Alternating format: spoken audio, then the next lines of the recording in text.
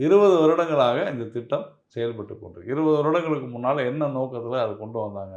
ஊரக வேலைவாய்ப்பு திட்டம். அதாவது கிராமப்புறங்கள்ல இருக்கக்கூடிய மக்களுடைய வறுமையை போக்குவதற்காக, அங்க வேலைவாய்ப்பு இல்லாது இருந்த காரணத்தினால, அவங்களுக்கு வருவாய் வேண்டும். அதனால அவங்க வறுமைய போக்கணும்னு சொன்னா, அங்க இருக்கக்கூடிய சொத்துக்களை நாம் அதிகரிக்க வேண்டும். குளம், சாலைகள் இதெல்லாம் அங்க வந்து வேலை நடக்கிறதா இருந்தா, அவங்களுக்கு இந்த வேலை வாய்ப்ப குடுக்கலாம். அப்படின்னு சொல்றதுக்காக கொண்டு வரப்பட்ட ஒரு திட்டம். சரியா? இதுல வந்து 2014ல திமுக அங்கம் வகித்த காங்கிரஸ் கூட்டணி ஆட்சி வெளியேறியபோது 33,000 கோடி திட்ட ஒதுக்கீடு. அதுல மத்திய அரசாங்கத்தினுடைய பங்களிப்பு 30,000 கோடி.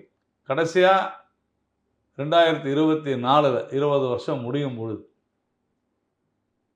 இந்த திட்டத்திற்கான நிதி ஒதுக்கீடு எவ்வளவு தெரியுமா? 87,000 கோடி. 3 மடங்கு. யார் குடுத்தது? குடிச்சுட்டாங்களா அத? இல்லையே. தொடர்ந்து அந்த திட்டம் மிக சிறப்பாக செயல்பட்டு 3 மடங்கு அதிகரித்தது பாஜக ஆட்சியில. நரேந்திர மோடி அவருடைய ஆட்சியில. சரி. இப்போ அன்றைக்கு இருந்த சூழ்நிலை வேறு. இந்த 10 வருடங்கள்ல நாட்டினுடைய கட்டமைப்புகள் மாறி இருக்கின்றன. கிராமங்கள் இன்னைக்கு விவசாயம் வளர்ச்சி அதிகரித்திருக்கிறது. சாலை வசதிகள் அதிகரித்திருக்கிறது. கட்டமைப்புகள் பெருகிக் கொண்டிருக்கிறது.